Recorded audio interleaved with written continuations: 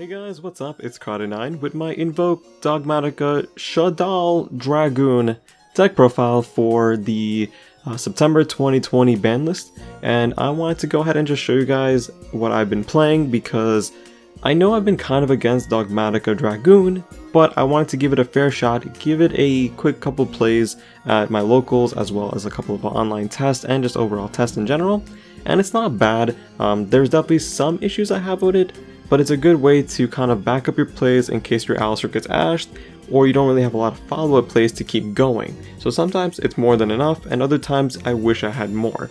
But nonetheless, let's go ahead in the deck profile, and I'll talk about it more toward the end. But don't forget to like, comment, and subscribe, and if you like this video, let me know. If you didn't, let me know why. And as always, use this video as a guide, not really the end-all be-all. Change up some things if you want, and if you have any questions, ask me down below. So let's start it off with 3 Ecclesias. So overall, really good card. You can normal or special summon her and search out a Dogmatika card from your deck. If you do use the search effect, you are restricted from your extra deck for the rest of this turn, so keep that in mind. And the only way you can special summon her is if there's an extra deck monster on the board on either side of the field. If you do special summon her, that is not a condition for you to not use the extra deck, you still can. And just overall, really good card. We're playing 2 copies of Fleur-de-Lis, really good card as well. The fact that I can special summon without having to be restricted from the extra deck is also really nice. If you have a Dogmatika card already on the field and there's an extra deck card on the field, you can special summon this card at any time on either player's turn, and then once it's special summoned, negate something on the field, their effects. You don't target at all, so when you reveal it to special summon it, you don't say who you're negating, you just summon it and be like, oh, Dragoon negated. That's it. It's a non-targeting negate, it's a better version of Effect Veiler, and it gives you a body on board that when a Dogmatika monster attacks your opponent, you gain 500 attack, and it's permanent, which is good. And all your Dogmatika cards gain the 500, which are on board. 1 copy of Maximus. I know people are playing more than one. I don't think that's correct, even with a Dragoon variant of the deck. I know there is some kind of cute play that you can do if you summon it and make an Anaconda, and then, summon Dragoon, then activate Maximus. That's a bit much, and that's asking for a lot from my hand. That means I need to get an Alistair, a Dogmatika, and a Maximus, and I don't want to rely on those cards solely because Droplets and Dark Will No More are in the format. So 1 is fine for me. It's a good way to keep going with plays. It's a good way to make the Shadal play going first, and I'm okay with it at 1. And it's a good extender, I can search it out a couple of ways. 1 through Ecclesia, Nadir Servant, or end phase with Ash Dragon, so there's a good chunk of ways to do it. And for our boy, Alistair the Untouchable on the ban list, Invoker.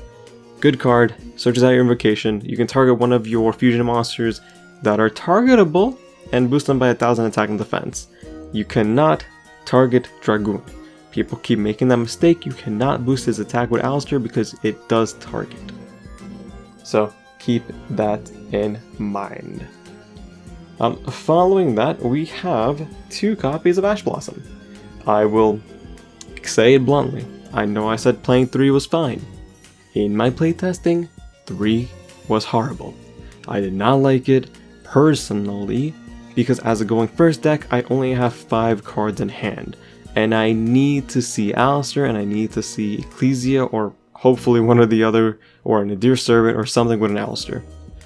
I kept drawing 2 or 3 of these every single time, and I kept top decking the 3rd one, and I'm just like, this is doing nothing for me. I know that's not an end-all be-all problem because I just replaced the 3rd Ash with something else in my deck, but I think 2 is fine. I just feel like I always saw it. My friend was playing 15 hand traps. I saw my Ash more than he saw any of his hand traps. But that's just my apparently sacky luck. 2 copies of Ghost Ogre. This is still a good card. I know people have been cutting this out in favor of Veiler, and go ahead if you want to. But overall, I think Ghost Ogre is still really strong. People unexpecting the Ghost Ogre gain the effect. That's fine.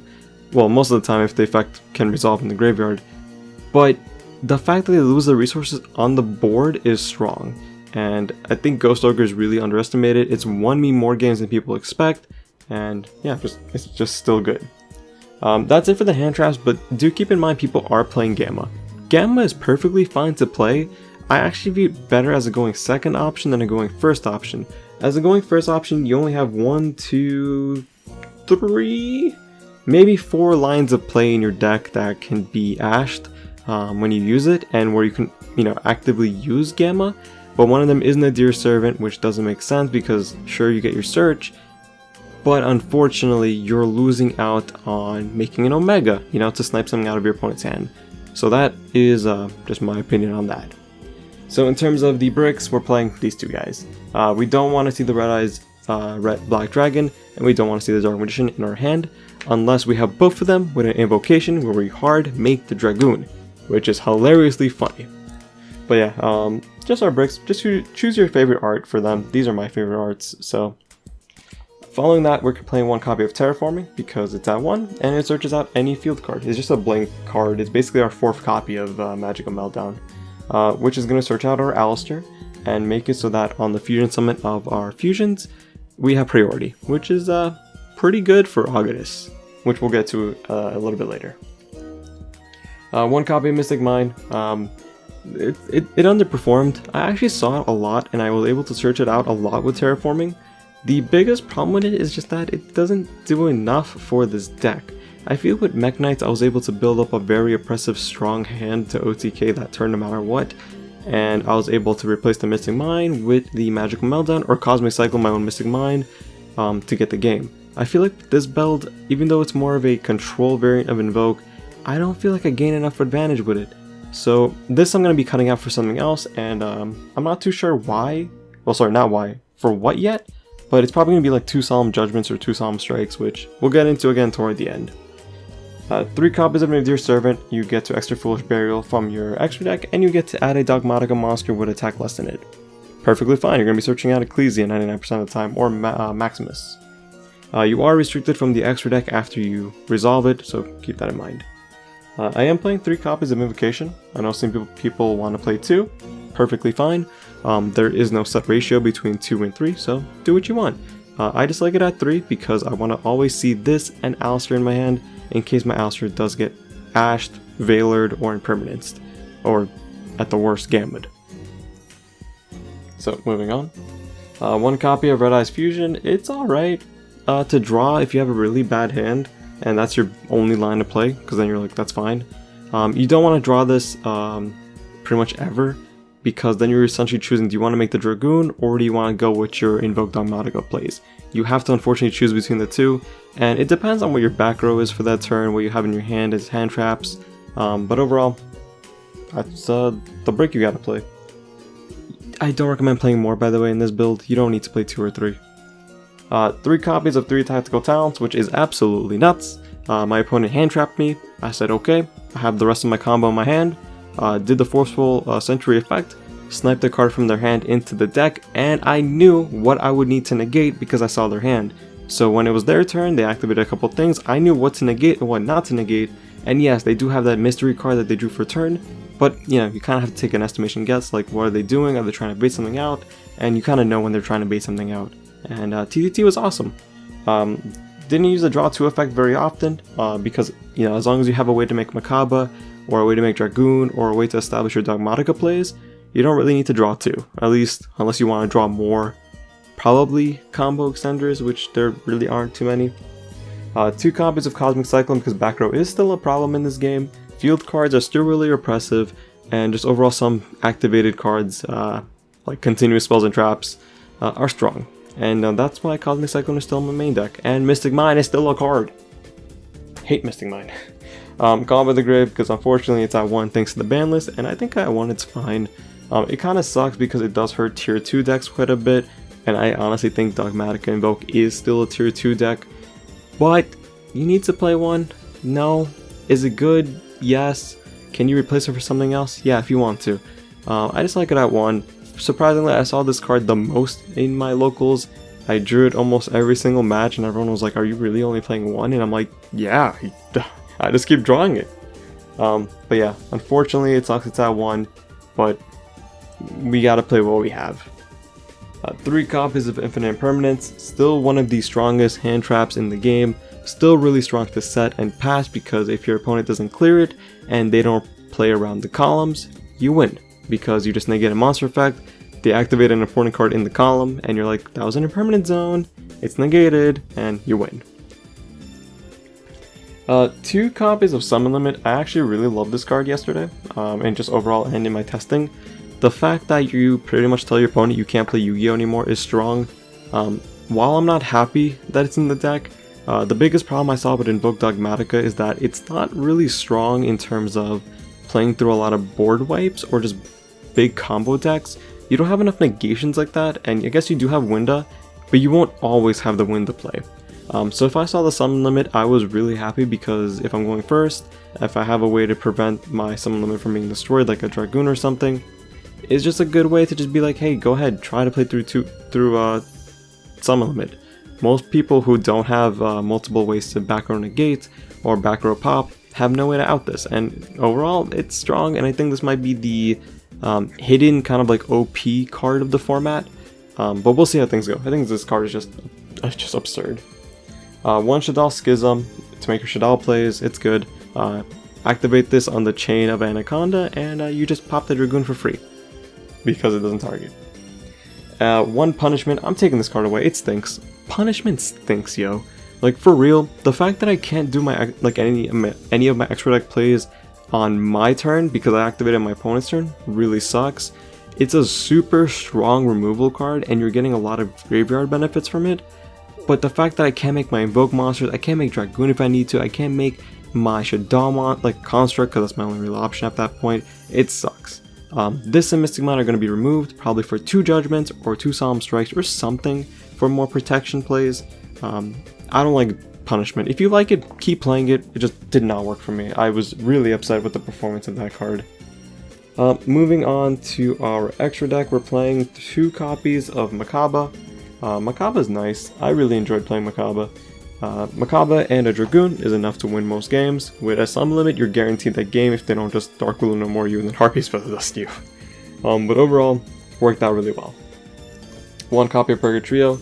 Wish I could play 2. In this build we don't have the extra deck space, so 1 is fine, it worked out. You usually still make it off of Almirage or an Ash Blossom that's stray between the field, but I feel like your Almirage is kind of used more so for the Maximus, so you're really struggling to get that fiery target nowadays, and yeah, it kind of sucks in that case, but it is what it is, we work with what we have. 1 Aguides or Aguades or Aguides or Aguides, however you guys want to say it. Really good, especially with the whole, meltdown little clause where if you summon it under meltdown, your opponent can't respond to the pop, and then when your opponent special summons on their turn, even though they can respond, it's still a free pop. And the fact that I can banish something like, Makaba in my graveyard to boost this to 4500 is really strong. And that's my Invoke lineup. Wish I could play more, but we don't have the room. 1 copy of Construct, 1 copy of Winda, whoop, my bad, 1 copy of Winda, and 1 copy of Apclone is for our Shadal package. Construct will be more of an extended play on my turn, Winda I'm going to be making on their turn, and Apclone is just going to be sent to the graveyard 99% of the time, well, honestly speaking 100% of the time, to make your plays. You're going to add Schism off of this. There is a little neat play you can do with Apclone and Construct where you add the Schism to hand, then you have to send it off Apclone, then Construct will add it back to hand.